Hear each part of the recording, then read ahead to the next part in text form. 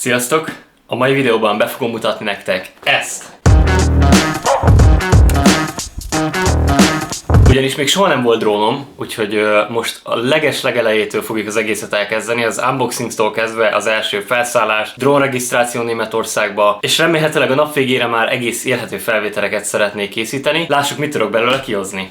A dobozban egy rendkívül elegáns, fekete táskát találunk, ami egyébként annyira nem praktikus, így az idő elteltével, ugyanis van benne bőven hely, viszont pont nincs benne hely még esetleg egy fényképezőgépnek. Kontrollernek a minősége rendkívül prémium, már az első megfogásnál érződik, hogy rettenetesen jó, akár izzadt kézzel, akár kesztyűvel, bármivel rendkívül jó használható, drón pedig meglepően könnyű.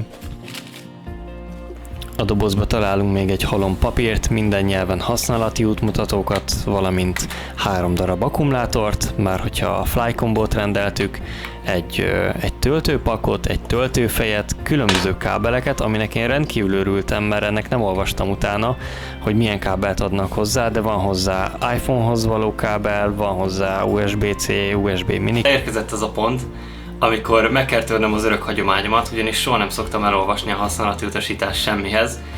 A legelején belefogok, kibontom, összerakom, megcsinálom, viszont úgy érzem, hogy ez most kicsit magas feladat, hogy úgy mégis mit kéne kezdeni, mert hát így kicsomagoltam, kivettem belőle ugye az akkumulátort, felraktam töltőre, a kontrollerrel együtt, viszont azt sem tudom, hogy kell meghúzni ezeket a propellereket, szóval rengeteg, de rengeteg kérdés van, úgyhogy szerintem most az egyszer nekiállok elolvasni a használati utasítást.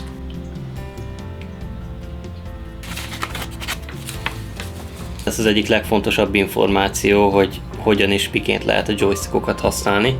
Sokkal egyszerűbbnek látom most gyorsan megnézni egy videót, hogy hogyan is mint kell az egészet setupolni. Persze már megnéztem róla jó sok videót, de úgy néz ki, hogy ez se volt elég, úgyhogy nézzünk meg gyorsan egy videót, hogy miket kell pontosan megcsinálni első felszállás előtt. And the color from this camera. All right, guys, let's get into it.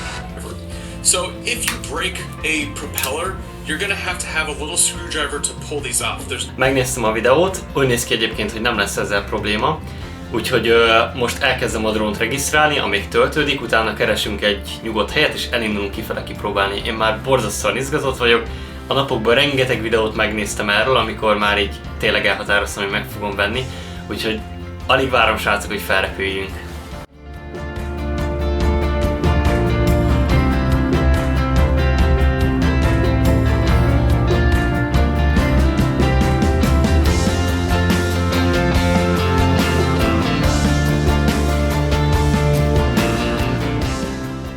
Eltelt cirka 2,5-3 hét a videó készítése óta. Ez idő alatt megcsináltam egy drónpilóta vizsgát, amit majd belinkelek nektek ide, mert egyébként egy osztrák oldalon csináltam meg, ugyanis ha magyarul szeretnél drónvizsgát csinálni, akkor be kell menni az irodába vizsgázni.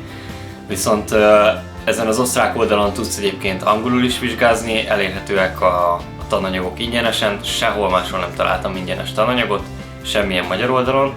Igazából nem volt egyszerű a vizsga, először megcsináltam a vizsgát semmi tudás nélkül, mert gondoltam, hogy csak át lehet menni egy drónvizsgán, hát mi lehet ebbe annyira nehéz. És egyébként 65%-ot értem el a 75 helyet, úgyhogy utána nekiálltam szépen készülni.